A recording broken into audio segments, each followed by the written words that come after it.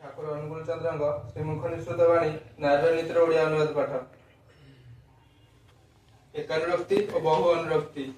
एकानुरक्ति वृत्ति गुड़िक निरोध करी भांगी ज्ञान रे विन्यस्त कर दिए और बहु अनुरक्ति वृत्ति गुड़िक अधिक अधिकतर करी विवेक और विवेचना शून्य कर पकाए। तेणु बहुरे आसक्ति मूढ़त्व और मरणर पथ परिष्कार करे और एकानुरक्ति अमृत को निमंत्रण करे। बाणी संख्या 23। परम प्रेममय परम दयाल श्री श्री ठाकुर अनुकूल चंद्र श्रीमुख निश्चित बाणी ग्रंथ शाश्वतर ओडिया अनुवाद।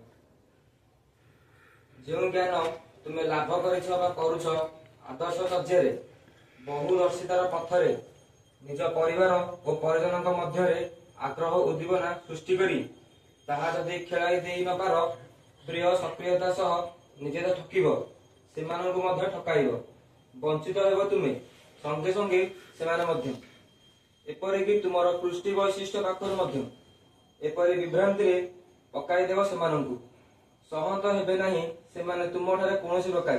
तेणु पारिवारिक समविवाह और सदालोचना आउ प्रात्यहिक भाव तार अधिगमन धर्मद प्राणद और पुष्टिद ठीक जान। बाणी संख्या 26। नारी नीतिर 23 नंबर बाणी रे कहउछंती एकानुरक्ति और बहु अनुरक्ति। कहउछंती एकानुरक्ति वृत्ति गुड़िक निरोध करी भांगी ज्ञान रे विन्यस्त कर दिए।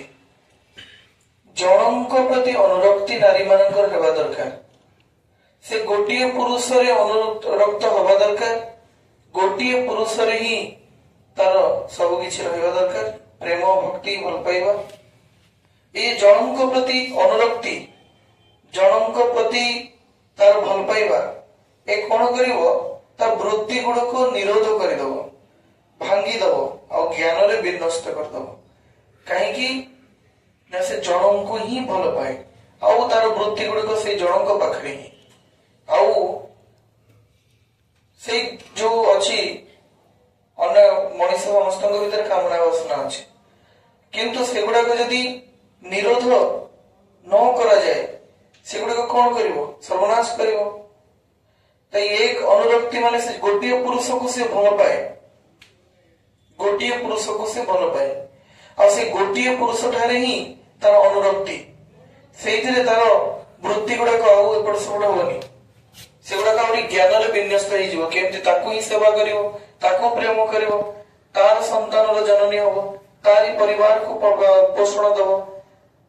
और बहु अनुरक्ति कौन करिवो वृत्ति गुड़ी को अधिक रु अधिक तर करि दबो।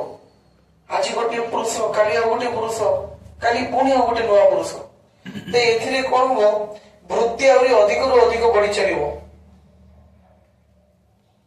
काम क्रोध मोह मद लोभ मात्सर्य या भितर एटा होची काम रिपु यारी अधिक रु अधिक नहीं चलिवो। और मनुष्य विवेक विवेचना शून्य हो जिवो। एक तो विवेक शून्य हो जिवो दुई तो विवेचना कौन सत कौन मिछ कोउटा भल कोउटा मंद सेथिरु से विवेक और विवेचना शून्य हो बसिबो। तेणु बहुरे आसक्ति बहु लोकों प्रति आसक्ति यदि रहिबो गोटे नारीर मूढ़त्व और मरणर पथ परिष्कार करे। मूढ़त्व एक तो से मूर्ख पालटि जीवो माने चरित्रहीन लंपटी हो जीवो बा ताकू व्यभिचारिणी कुआ जीवो। द्वितीय कथा मूढ़त्व और मरणर पथ रे भी से यात्री हबो। आ एकानुरक्ति अमृत को ही निमंत्रण करे। एकानुरक्ति अमृत को कहीं निमंत्रण करिवो नाही मते कह। आमे देखि जो गां गंडे रे गोटे गोटे स्त्री लोकन को जो माने विवाह करिथांती पुनी आउ गोटे पुरुष सहित से कुआडे पळै जांती और परवर्ती काल जणा पड़े से पुरुष सहित भी से सुख रे नाही बहुत जंत्रणा रे अछि। ताको एक तो समाज निंदा करे दुई तो तार पिला छुआ निंदा करे तीन तार बापा मां निंदा करे ताको भगवान मध्य भल पाती नहीं कहीं भगवान को नियम रे एमती नहीं। आउ गोटे जिनस होची तार शशुर घर लोक द्वितीय सत्ता को ग्रहण कर माने चाली दौड़ी कटा आ कोठी तार रास्ता नहीं आ लास्ट से कौन करिवो से जहा को नेई के जाईथिला बोली आज तार समस्त संपर्क को से नष्ट कर देला। सेही लोकड़ा ताको जतर धोखा दे दबो जंत्रणा दे दबो से लास्ट को सुइसाइड करिवो मरिया को बाहरिवो। तो ठाकुर तो से कथा कहउछंती ବହୁରେ ଆସକ୍ତି ମୂఢତ୍ୱ ଓ ମରଣର ପଥ ପରିଷ୍କାର କରେ ଆଉ ଏକାନୁରକ୍ତି ଅମୃତକୁ ନିମନ୍ତ୍ରଣ କରେ। ଯିଏ ଗୋଟିଏ ନାରୀ ଦେଖିଥିବ ସେ ଜଣେ ପୁରୁଷକୁ ବିବାହ କରି ତାର ଜୀବନ ବିତେଇ ଦେଇଛି, ତାର ସେବା ଶୁଶ୍ରୂଷା ଯତ୍ନ କରି ତାକୁ ଭଲ ପାଇ ତାରି ସନ୍ତାନର ଜନନୀ ହେଇ ସେଇ ଫ୍ୟାମିଲି ପାଇଁ ସବୁ କିଛି କରିଦେଇଛି। ଦେଖିବ ସେ ନାରୀ ଜଗତରେ ପୂଜିତ, ତାକୁ ଲୋକ ପୂଜା କରିବେ, ତାକୁ ଲୋକ ବହୁତ ଭଲ ପାଇବେ। ଆଚ୍ଛା, ଇଏ ବାଣୀର ଇଏ ଗୋଟିଏ ଅର୍ଥ ବାହାରିଲା। ଆଉ ଦ୍ୱିତୀୟ ଅର୍ଥ ବାହାରୁଛି ଈଶ୍ୱର ଭକ୍ତି। ଏକାନୁରକ୍ତି ବୃତ୍ତି ଗୁଡିକ ନିରୋଧ କରି ଭାଙ୍ଗି ଜ୍ଞାନରେ ବିନ୍ୟସ୍ତ କରିଦିଏ। ଯାହାର ଗୋଟିଏ ଭଗବାନଙ୍କ ପ୍ରତି ଆପାତତଃ ଅନୁରକ୍ତି ରହିବ ତାର ମଧ୍ୟ ସେଇଆ ହବ, ତାର ବୃତ୍ତି ଗୁଡିକ ଭାଙ୍ଗି ଜ୍ଞାନରେ ବିନ୍ୟସ୍ତ ହେଇଯିବ। କାହିଁକି ନା ସେ ଜଣଙ୍କୁ ସେ ଭଲ କରେ, ଜଣଙ୍କୁ ସେ ମାନେ। ଆମେ ସେଇ ଠାକୁରଙ୍କୁ ମାନୁଛେ, ତାଙ୍କରି ଗ୍ରନ୍ଥ, ତାଙ୍କରି ଦିଆଯାଇଥିବା କଥା ବାଣୀ, ତାଙ୍କରି ଦିଆଯାଇଥିବା ନିର୍ଦ୍ଦେଶାବଳୀ ଆମେ ସମସ୍ତେ ମାନୁଛେ। ଏକାନୁରକ୍ତି। ଆମେ ଯଦି ବହୁ ଅନୁରକ୍ତି ବିଶିଷ୍ଟ ହେଇଯିବା ତାହେଲେ ଆମେ ଠାକୁରଙ୍କୁ ଠିକ ଠିକ ଭଲ ପାଇପାରିବାନି। ଠାକୁର ଆମ ପାଇଁ ମୂଳ ନୁହନ୍ତି। ଆମେ ବହୁତ ପିଲାଙ୍କୁ ମୁଁ ଦେଖିଛି ଯେଉଁମାନେ ଦୀକ୍ଷା ନବାକୁ, ଆମ ସହିତ ମିଶିବାକୁ, ସେମାନେ ଠାକୁରଙ୍କ ବାଣୀ ପଢୁଛନ୍ତି କିନ୍ତୁ ବିଭିନ୍ନ ମହାପୁରୁଷର ବାଣୀ କହୁଛନ୍ତି। ଠାକୁରଙ୍କୁ ପଢୁଛନ୍ତି, ହାଲାକି ଠାକୁରଙ୍କ ବାଣୀ, ଭଗବାନ ଶ୍ରୀକୃଷ୍ଣଙ୍କ ବାଣୀ, ଭଗବାନ ରାମଙ୍କର, ଇଏ ସବୁ ଏକ, କାହିଁକିନା ଇଏ ଭଗବାନ। କିନ୍ତୁ କେହି କେହି ଆରିଷ୍ଟଟଲ ଏହା କହିଥିଲେ, ଡାର୍ୱିନ ସେ ଏହା କହିଥିଲେ। ସେ ଆମର ଯୋଉ ଅଛନ୍ତି ଆମର ଏପିଜେ ଅବଦୁଲ କଲାମ ଇଏ ଏହା କହିଥିଲେ, ସେ ସେଇଆ କହିଥିଲେ। ତ ସେ ବିଭିନ୍ନ ଭିତରେ ପଶି ଯାଉଛି, କାହିଁକିନା ବହୁ ଅନୁରକ୍ତି, ଗୋଟିଏ କଥାରେ ବିଶ୍ୱାସ ନାହିଁ। ମତେ ଗୋଟେ ଗୁରୁ ଭାଇ ପିଲା, ମୁଁ ତାକୁ ଥରେ ପଚାରିଲି, ମୁଁ କହିଲି ଆଉ ଠାକୁର ତ ଏଇଆ କହିନାହାନ୍ତି। ଠାକୁର କଣ ସବୁ ଠିକ କହିଥିଲେ? କିନ୍ତୁ ଆଶ୍ଚର୍ଯ୍ୟ, ସେ ପିଲା ସେ ଭଜନ କୀର୍ତ୍ତନ ସବୁ କରେ, ସେ ପିଲାର ଫ୍ୟାମିଲି ସମ୍ପୂର୍ଣ୍ଣ ଠାକୁରଙ୍କୁ ନେଇ ଚଳେ। କିନ୍ତୁ ସେ ପିଲା ମତେ କହିଲା ଠାକୁର କଣ ସବୁ ଠିକ କହିଛନ୍ତି? ତାମାନେ ସେ ଏପର୍ଯ୍ୟନ୍ତ ଠାକୁରଙ୍କ ପ୍ରତି ତାର ଅନୁରକ୍ତି ଆସିପାରିନି, ଅତୁଟ ବିଶ୍ୱାସ ଆସିପାରିନି। ଠାକୁର କଣ ସବୁ ଠିକ କହିଥିଲେ? ଠାକୁର ଆଉ ଭଗବାନ କାହିଁକି ଭୁଲ କହିବେ? ତୁମର ମାନବୀୟ ଭାବନା ଦ୍ୱାରା, ତୁମର କପଟତା ଦ୍ୱାରା, ତୁମର ଏଇ ଯୋଉ ଦମ୍ଭିକତା ଦ୍ୱାରା ତୁମେ କୋଉ ଜିନିଷ ତୁମର ଇଗୋକୁ ସାଟିସ୍ଫାଇଡ କରିନି ବା ତୁମ ଅହଙ୍କାର ପରିପୋଷଣ ଦେଇନି। ଠାକୁରଙ୍କର ଏମିତି କିଛି ବାଣୀ ଅଛି ଯାହା ତୁମର ଅହଙ୍କାରକୁ ପରିପୋଷଣ ଦଉନି। ତମେ ଯାହା ଚାହୁଁଛ ସେ ଠାକୁର ମନା କରିଛନ୍ତି, ସେତେବେଳେ ତମେ ମନେ ମନେ ଭାବୁଛ ନା ଏଇଟା ଭୁଲ କଥା ଠାକୁର କହିଲେ।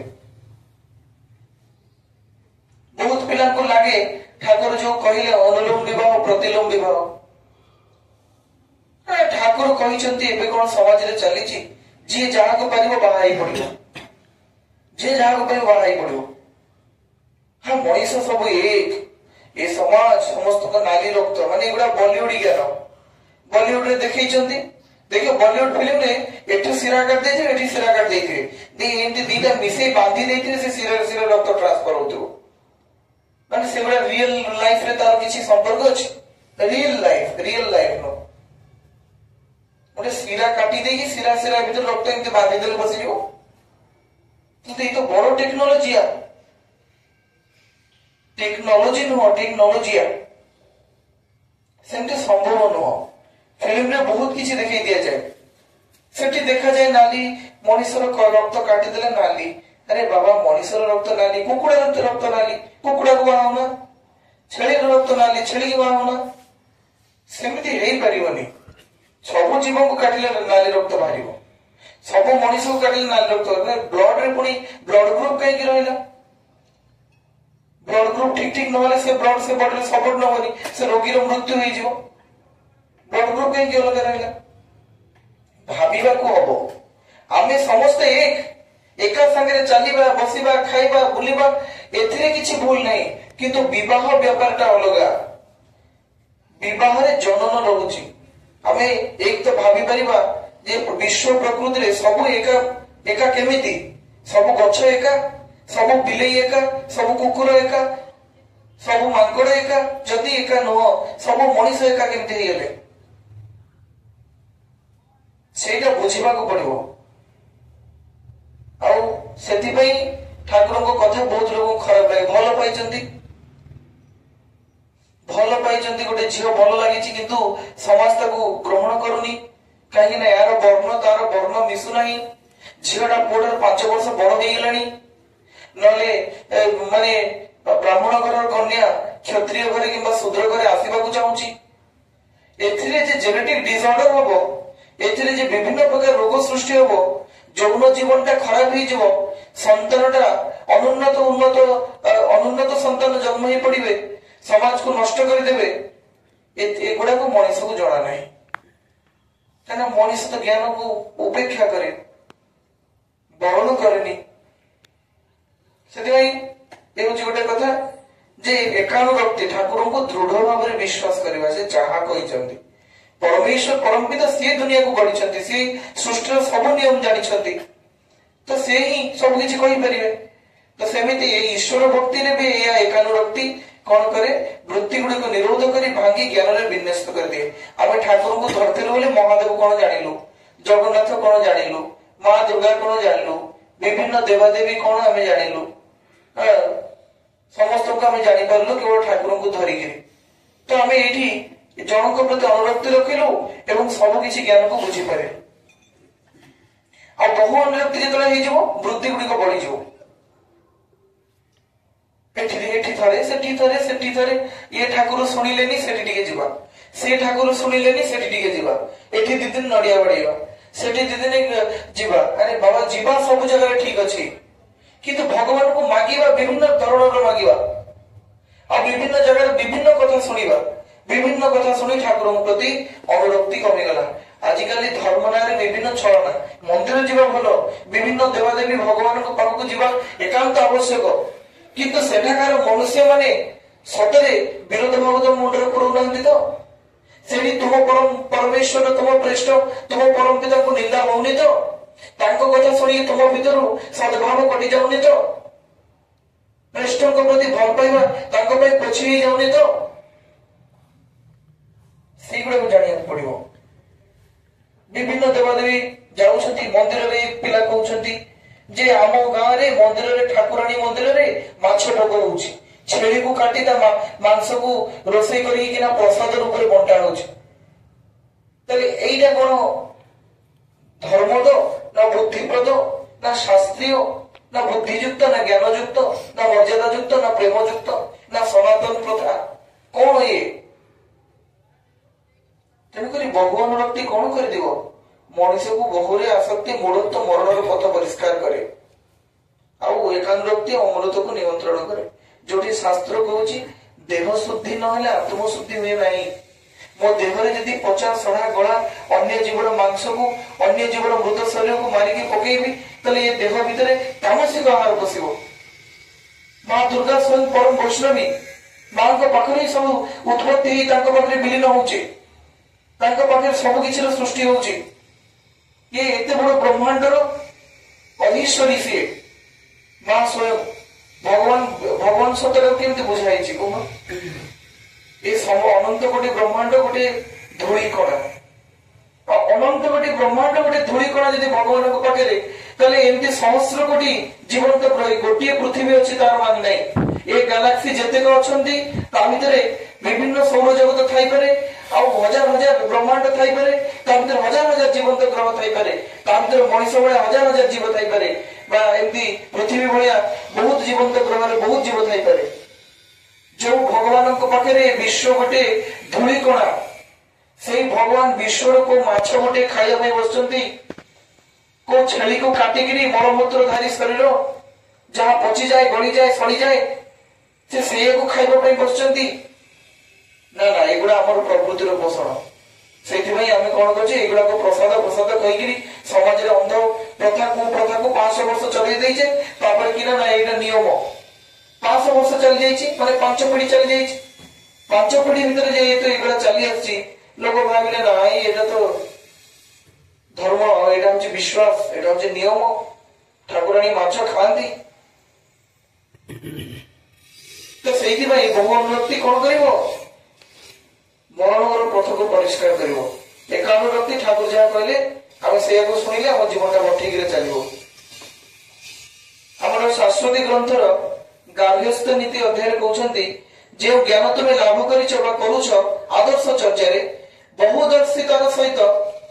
ବହୁଦର୍ଶିତାର ପଥରେ ନିଜ ପରିବାର ଓ ପରିଜନଙ୍କ ମଧ୍ୟରେ ଆଗ୍ରହ ଉଦ୍ଦୀପନା ସୃଷ୍ଟି କରି ତାହା ଯଦି ଖେଳେଇ ଦେଇ ନ ପାର, ପ୍ରିୟ ସକ୍ରିୟତାର ସହ ନିଜେ ତ ଠକିବ, ସେମାନଙ୍କୁ ମଧ୍ୟ ଠକେଇବ। ତାମାନେ ତମେ ଯାହା ଜାଣୁଛ, ଯେତେ ଜ୍ଞାନୀ ହଉଛ, ସେଇଟା ଯଦି ତୁମ ଫ୍ୟାମିଲି ଭିତରେ ତାକୁ ଯଦି ତୁମେ ଚରେଇ ନ ପାରିଲ ସମସ୍ତଙ୍କ ଭିତରେ ସେଇ ଜ୍ଞାନକୁ, ତାହେଲେ ତୁମର ଏଇ ଜାଣିବା ବୃଥା ହେଇଯିବ। ଏବେ ମୁଁ ଗୋଟେ ଉଦାହରଣ ଦଉଛି। ମୋ ଘର ବହୁତ କିଛି ଶିଖି ଆସିଲି, କିନ୍ତୁ ମୋ ଘର ଲୋକ ସେଗୁଡା ଜାଣି ନାହାନ୍ତି, ତାହେଲେ ମୋର ସେଇ କଥା ଗୁଡିକ ଆକ୍ସେପ୍ଟ କରିବେନି। ମୁଁ ଗୋଟିଏ ଉଦାହରଣ ଆମ ଘରର ଦଉଛି, ମୋ ନିଜ ଘରର ଦଉଛି।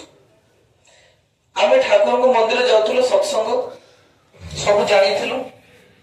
ଆମ ଘରେ ଟିକେ ବାପା ଯେହେତୁ ଡ୍ୟୁଟି ଯାଆନ୍ତି, ଟିକେ ଯିବା ଆସିବା ମନ୍ଦିରରେ କମ ଥିଲା। ମା ମଧ୍ୟ ବିଭିନ୍ନ କାର୍ଯ୍ୟ ବ୍ୟସ୍ତତା ଭିତରେ ବହୁତ କମ ଯାଆନ୍ତି। ଯେତେବେଳେ ଆମ ଜେଜେମା ଚାଲିଗଲେ, ମୃତ୍ୟୁବରଣ କଲେ, ସେତେବେଳେ ବହୁତ ଗୁଡା ନିୟମ ଆମେ ଜାଣିଥିଲୁ ଠାକୁରଙ୍କୁ ଧରିକିରି, ଯେ ଶ୍ରାଦ୍ଧରେ ଆମିଷ ଦିଆଯାଏ ନାହିଁ। ସେତେବେଳେ ଗାଁ ଲୋକ ଆସି ମାଡି ବସିଲେ, ହଁ ଶ୍ରାଦ୍ଧରେ ଆମିଷ ଦିଆଯିବ, ଆମ ଗାଁର ନିୟମ। ତାପରେ ଶ୍ରାଦ୍ଧର ଯୋଉଦିନ ସରିବ 13 ଦିନ, ସେଦିନ ଗୋଟେ ଭୋଜିଟେ ହବ। ଆଉ ସେ ଭୋଜିଟାରେ ଗୋଟେ ଆଇଁଷ ହବ, ସେ ଆଇଁଷଟା ଖାଇବାକୁ ପଡିବ, ନ ଖାଇଲେ ଆଉ ବର୍ଷ ସାରା ଖାଇପାରିବନି। କିଏ କହିଲା? ମୁଁ ଏକଦମ ଭାବରେ କନଫର୍ମ ଥିଲି, ମୁଁ ଏକଦମ ଭାବରେ ଠିକ ଭାବରେ ଜାଣିଥିଲି ଯେ ଇଏ ଶାସ୍ତ୍ରର ନୁହଁ, ଧର୍ମପ୍ରଦ ନୁହଁ। କିନ୍ତୁ ମୋ ବାପାଙ୍କୁ ଗାଁ ଲୋକ ଏମିତି ମାଇଣ୍ଡ ୱାଶ କଲେ, ମୋ ବାପା କହିଲେ ହଁ ଏଇଟା ହିଁ ନିୟମ। ଆଉ ସେତେବେଳେ ମୋ କଥାକୁ ମୋ ବାପା ମାନିଲେ ନାହିଁ। କାହିଁ ମାନିଲେ ନାହିଁ କହିଲ? କାହିଁକି ନା ସିଏ ସେଇଟା ନିଜେ ଯାଇକି ଜାଣିନଥିଲେ, ବା ସେ ସେଇଟା ଲୋକଙ୍କ ସତ୍ସଙ୍ଗ ଲୋକଙ୍କ ସହିତ ମିଶି ନଥିଲେ, ବା ସେଠୁ ସେଇଟାକୁ ସେ ଜାଣିପାରିନଥିଲେ। ସେ ଏବେ ଜାଣିଛନ୍ତି, ଏବେ ବହୁତ କଷ୍ଟ ପାଆନ୍ତି ଯେ ମୁଁ ଯଦି ଆଗରୁ ଏଇଟା ଜାଣନ୍ତି, ତୁ କହୁଥିଲୁ ଠିକ କଥା। ମୁଁ କହିଲି ବାବା ମୁଁ କହିଥିଲି ଏଟା ଭୁଲ କଥା। ଶ୍ରାଦ୍ଧ ମାନେ ଶ୍ରଦ୍ଧା ଶବ୍ଦରୁ ଶ୍ରାଦ୍ଧ ଆସିଛି। ଗୋଟିଏ ଜୀବନ ମୃତ୍ୟୁ ଘଟିଛି, ସେ ଆମ ଜେଜେମା। ସେ ଗୋଟିଏ ଜୀବଙ୍କର ମୃତ୍ୟୁ ପାଇଁ ଆମେ ଯଦି ହଜାର ହଜାର କୋଟି କୋଟି ଜୀବଙ୍କୁ ମାନିକିରି ଏଠି ତାଙ୍କର ଆତ୍ମାକୁ ଆମେ ଯଦି ମାନେ ଅସନ୍ତୁଷ୍ଟ କରିଦବୁ, ତାହେଲେ ଇଏ ଗୋଟିଏ ଆତ୍ମା। ଆମର ଶ୍ରାଦ୍ଧର କାମ କଣ? ଶ୍ରାଦ୍ଧରେ ପିଣ୍ଡ ଦାନ କରାଯାଏ। ପିଣ୍ଡ ଦାନ କରିବା ମାନେ କଣ କରିବା? ତା ମାନେ ଏଇ ପିଣ୍ଡଟା ଦାନ କରା ହଉଛି, ତୁମେ ତୁମର ଯଦି ଏଇଠି ଏଇ ସଂସାରରେ ଯାହା ଯାହା କଷ୍ଟ ଯନ୍ତ୍ରଣାର ସହିତ ଯାହା ଯାହା ତୁମର ଇଚ୍ଛା ରହିଯାଇଛି, ଆଉ ଯାହା ଯାହା ପରମ ପିତାଙ୍କ କାମ ତୁମ ଦ୍ୱାରା ବାକି ରହିଯାଇଛି, ତୁମେ ପୁନରାୟ ପିଣ୍ଡ ଧାରଣ କରି ଏ ସୃଷ୍ଟିକୁ ଆଉ ଥରେ ଆସ। ପିଣ୍ଡ ଦାନ କରିବାର ଅର୍ଥ ହଉଛି, ପିଣ୍ଡ ଅର୍ଥ ଶରୀର, ତୁମେ ପୁଣି ଆସ ଏ ଜଗତରେ, ଆସି ତୁମର ବାକି କାର୍ଯ୍ୟକୁ ସମ୍ପନ୍ନ କର। ଏଇଥିପାଇଁ ପିଣ୍ଡ ଦାନ କରାଯାଏ। ଶ୍ରାଦ୍ଧର ଅର୍ଥ ଶ୍ରଦ୍ଧାରୁ ଆସିଛି, ଶ୍ରଦ୍ଧା ଅର୍ପଣ କରାଯାଏ। ସେ ଆତ୍ମାର ମଙ୍ଗଳ ପ୍ରାର୍ଥନା କରାଯାଏ। ସେ ଆତ୍ମାଟା ଯେପରି କୌଣସି ଜାଗାରେ ଖରାପ ଜାଗାକୁ ନ ଯାଏ, ସେଥିପାଇଁ ବହୁତ ଲୋକ ମିଶି ଯୋଉଠି ପ୍ରାର୍ଥନା କରନ୍ତି, ସେଠି ନାରାୟଣଙ୍କର ଆବିର୍ଭାବ ହୁଏ। ସେଇଥିପାଇଁ ବହୁ ଲୋକ ମିଶି ତାଙ୍କର ମାନେ ତାଙ୍କରି ବ୍ଲଡ ରିଲେସନ ବା ତାଙ୍କରି ବଂଶଜ ମାନେ, ତାଙ୍କରି ଆଗାମୀ ପିଢି ମାନେ ମିଶିକିରି କଣ କରନ୍ତି, ଫାଷ୍ଟ 12 ଦିନ, ଗୋଟେ ଗୋଟେ ବ୍ରାହ୍ମଣର 10 ଦିନ, କ୍ଷତ୍ରିୟର 12 ଦିନ, ବୈଶ୍ୟର 15 ଦିନ, ଆଉ ଶୂଦ୍ରର ମାସେ, ଏମିତି ନିୟମ ଅଛି। ସେଇ ନିୟମରେ ଏମାନେ ହବିଷ କରିବେ, ଏବଂ ହବିଷ କଲା ପରେ ଯାଇ ଦେହ ଶୁଦ୍ଧି ହବ। ଏ ହବିଷ କାହିଁ କରାଯାଏ? କାହିଁ ଏତେ ଦିନ ତେଲ ମସଲା, ମାଛ ମାଂସ, ପିଆଜ ରସୁଣ, ତାମସିକ ଆହାର କରିକି ଏ ଦେହଟାକୁ ଅଶୁଦ୍ଧ କରି ପକେଇଥିଲେ। ପାଖାପାଖି 10 ଦିନଟା ଏମାନେ ଯେତେବେଳେ ହବିଷ କରିବେ, ସେତେବେଳେ ଦେହ ଭିତରେ ଥିବା ସମସ୍ତ ପ୍ରକାର ଅଶୁଦ୍ଧିଟା ପଳେଇ ଯାଇଥିବ ମଳ ବାଟେ। ଏବେ ଦେହ ଶୁଦ୍ଧି ହେଲା ପରେ, କାହିଁକିନା ଗୋଟିଏ ମଣିଷ ମରିଲା ପରେ ୟା ଭିତରେ ବହୁତ ସନ୍ତାପ ଥିବ, ବହୁତ କଷ୍ଟ ଥିବ। ଆଉ ଗୋଟେ ସାଇଣ୍ଟିଫିକ ରିଜନ, ଯେ ଲୋକଟା ଯେତେବେଳେ ବହୁତ କଷ୍ଟରେ ଥିବ, ଯୋଉଟା ଆପଣ ଲୋକ ମରିଯିବେ, ସେତେବେଳେ ଖାଦ୍ୟ ବେଶୀ ଡାଇଜେଷ୍ଟ ହବନି। ସେଇଥିପାଇଁ ଏଇସବୁ ତେଲ ମସଲା ଖାଦ୍ୟ ଯଦି ଖାଇବ, ସେତେବେଳେ ସେ ଆହୁରି ରୋଗଗ୍ରସ୍ତ ହେଇଯିବ। ସେଇଥିପାଇଁ ତାକୁ ସାତ୍ବିକ ଆହାର ଦିଆଯାଏ, ଯେ ଜଲ୍ଦି ଡାଇଜେଷ୍ଟ ହବ, କାହିଁକିନା ସେ ଦୁଃଖରେ ଥାଏ ନା। ଆଉ ସେଇଥିପାଇଁ କଣ କରାଯାଏ ନା, ଏଇ ଶ୍ରାଦ୍ଧ ଲାଷ୍ଟ ଯେତେବେଳେ କାହାର 10 ଦିନ, କାହାର 12 ଦିନ, କାହାର 15 ଦିନ, କାହାର ମାସେ, ଏମିତି କରି ହବିଷ କରି ଶ୍ରାଦ୍ଧ କରାଯାଏ। ଆଉ ତାପରେ ପିଣ୍ଡଦାନ କରାଯାଏ। ଏଇ ଦିନ ଏ ହଜାର ହଜାର ମୃତ୍ୟୁ ହେବେ। ଯୋଉ ଚୁଙ୍ଗୁଡି ମାଛ ଘାଣ୍ଟ ହବ ମାନେ ନିହାତି 5-10 କିଲୋ ଚୁଙ୍ଗୁଡି ପଡିବ। 5-10 କିଲୋ ଚୁଙ୍ଗୁଡିର ନିହାତି କୋଟିଏ ଖଣ୍ଡେ ଚୁଙ୍ଗୁଡି ଥିବେ, କିଛି ନହେଲେ 10 ଲକ୍ଷ ଚୁଙ୍ଗୁଡି ତ ଥିବେ। ସେ ଯୋଉ ତାଙ୍କର ମୃତ୍ୟୁ ହବ କାହା ପାଇଁ ହବ? ଏ ଜଣଙ୍କ ମୃତ୍ୟୁ ପାଇଁ ତାଙ୍କର ମୃତ୍ୟୁ ହବ। ଇଏ ସବୁ ଆତ୍ମା ମାନେ ଘେରି ବସିବେ, ତୁମରି ପାଇଁ ଆମକୁ ମୃତ୍ୟୁ ଦିଆଗଲା, ତୁମ ଆତ୍ମାର କଲ୍ୟାଣ ପାଇଁ। ତାହେଲେ ସେ ଆତ୍ମାର ଦୁର୍ଗତି ହେଇଯିବ, ସେ ଆତ୍ମା କୋଉଠି ମୁକ୍ତି ପାଇବ? ଏଇଟା ଜାଣିଲା ପରେ ବି ବାପା କାହିଁ କଲେ ନା ସମାଜ ଭୟରେ କଲେ। ବାପା ବି କମ ବେଶୀ ଜାଣିଥିଲେ ଯେ ଏଟା ଠିକ ନୁହଁ, କିନ୍ତୁ ସେଇ ଗାଁରେ ସେ ଲୋକଙ୍କର ଯୋଉ ପ୍ରଥା ଥିଲା ସେଇ ପ୍ରଥା ଅନୁଯାୟୀ ଆମର ଶୁକ୍ରବାର ପଡିଥିଲା। କୁଳ ଦେବତା ଆମର ଶ୍ରୀ ଶ୍ରୀ ଠାକୁର ଆମେ ଧରିଥିଲୁ, ଆଉ ସେଇଦିନ ଠିକ ଶୁକ୍ରବାର ପଡିଥିଲା। ଆଉ ଶୁକ୍ରବାର ଆମିଷ କରିକି ଗାଁ ଲୋକଙ୍କୁ ଖାଇବାକୁ ଦବାକୁ ପଡିଥିଲା। ଏଇଭଳିଆ ଯନ୍ତ୍ରଣାଦାୟକ ଘଟଣା ମୋ ସହିତ ଘଟି ଯାଇଛି। ମୁଁ ଘରେ ସୁସ୍ଥହୀନ ଲୋକଟିଏ, ଠାକୁରଙ୍କୁ କାନ୍ଦୁଛି, କାରଣ ଠାକୁରଙ୍କୁ ଆମର ଶୁକ୍ରବାର, ଆମେ ସମସ୍ତେ ଦୁଃଖିତ ପରିବାରର। ଗାଁ ଲୋକ ଏଆଡେ ଶୋଷଣ କରି କହୁଛନ୍ତି ଆମିଷ ଦବାକୁ ପାଉନୁ। ତାମାନେ ଆମେ ଯୋଉଟା ଶିଖିବା ଆମ ପରିବାର ଲୋକଙ୍କୁ ଯଦି ସେଇଟା ନ ଜଣେଇବା ତାହେଲେ ବିପଦ ହେଇଯିବ। ଫାଷ୍ଟ କଥା ଗାଁର ମୁରବୀକୁ କହିବାର ଦରକାର ଥିଲା ଆମେ ସତ୍ସଙ୍ଗୀ, ଆମ କୁଳ ଦେବତା ଶ୍ରୀ ଶ୍ରୀ ଠାକୁର, ଆମର ଠାକୁରଙ୍କର 12 ଶୁକ୍ରବାର ପଡୁଛି, ଆମେ କୌଣସି ମତେ ଆମ ଠାକୁର ବିଧାନ ଦେଇନାହାନ୍ତି। ହିନ୍ଦୁକୁ ହିନ୍ଦୁ ନିୟମରେ କରିବାକୁ ଦିଅ, ମୁସଲମାନକୁ ମୁସଲମାନ ନିୟମରେ କରିବାକୁ ଦିଅ, ସେମିତି ବୈଷ୍ଣବକୁ ବୈଷ୍ଣବ ନିୟମରେ କରିଦିଅ, ଶୈବକୁ ଶୈବ ନିୟମରେ କାମ କରିବାକୁ ଦିଅ, ସେମିତି ସତ୍ସଙ୍ଗୀକୁ ସତ୍ସଙ୍ଗୀ ନିୟମରେ କାମ କରିବାକୁ ଦିଅ। ତମେ ଆମର ଅତିଥି, ଆମେ ତମକୁ ଡାକି ଲୁଣ ଦଉ, ଡାଲି ଦଉ, ଯୋଉଥିରେ ଦଉ, ତୁମେ ଆମ ପାଖରୁ ଖାଇକିରି ପ୍ରସନ୍ନ ହେଇକିରି ଯିବ। ତମେ ଆମକୁ ଜବରଦସ୍ତି କରିବ ମାନେ ଏଇଟା ସମାଜର ନୀତି ନୁହଁ, ନା କୋଉ ଶାସ୍ତ୍ରର ନୀତି ନୁହଁ। ତ ସେଥିପାଇଁ ଘର ଲୋକଙ୍କୁ ଜଣେଇବା ଦରକାର। ଏପରିକି ତୁମର କୃଷ୍ଟି ବୈଶିଷ୍ଟ୍ୟ ପାଖରୁ ମଧ୍ୟ ଏପରି ବିଭ୍ରାନ୍ତିରେ ପକେଇଦେବ ସେମାନଙ୍କୁ। ଯଦି ଆମେ ତାଙ୍କୁ ଯଦି ନ ଜାଣିବା ଆମର କୃଷ୍ଟି ବୈଶିଷ୍ଟ୍ୟ ସବୁ ବିଭ୍ରାନ୍ତିରେ ପଡିଯିବ। ଆମେ ଜାଣିଛେ, ଆମ ବାପା ମା ଜାଣିନାହାନ୍ତି, ଆମ ପରିବାର ଜାଣିନାହାନ୍ତି, କେମିତି ହବ? ସଂହତ ହେବେ ନାହିଁ ସେମାନେ ତୁମଠାରେ, ସଂହତ ହେବେନି, ତମ କଥା ଶୁଣିବେନି। କୋଉଠୁ କଣ ଶୁଣି ଆଣିକିରି କହୁଛି, ଏମିତି ନାହିଁ। ସମସ୍ତେ ଯଦି ଫ୍ୟାମିଲିର ସମସ୍ତେ ଯଦି ଜାଣିବେ ଗୋଟିଏ କଥା, ତାହେଲେ ସେଇଆକୁ ସମସ୍ତେ ପାଳନ କରିବେ। ଆଉ ପ୍ରାତ୍ୟହିକ ଭାବରେ ତାର ଅଧିଗମନ ଧର୍ମଦ ପ୍ରାଣ। ତେଣୁ ପାରିବାରିକ ସମଭି ବ୍ୟବହାର ଓ ସଦାଲୋଚନା, ପାରିବାରିକ ଯଦି ସେମାନେ ଯାଇପାରିନାହାନ୍ତି ସମସ୍ତେ ସୁନ୍ଦର ବ୍ୟବହାର ପରସ୍ପର ପ୍ରତି ରଖିବେ, ଆଉ ସଦାଲୋଚନା ଗୋଟିଏ ଜାଗାରେ ବସିକି କରିବେ, ଆଉ ପ୍ରାତ୍ୟହିକ ଭାବରେ ତାର ଅଧିଗମନ କରିବେ, ମାନେ ସେକୁ ପାଳନ କରିବେ। ଏଇଟା ଧର୍ମଦ ପ୍ରାଣଦ ପୁଷ୍ଟିଦ। ଠିକ ଜାଣ, ବାଣୀ ସଂଖ୍ୟା 162।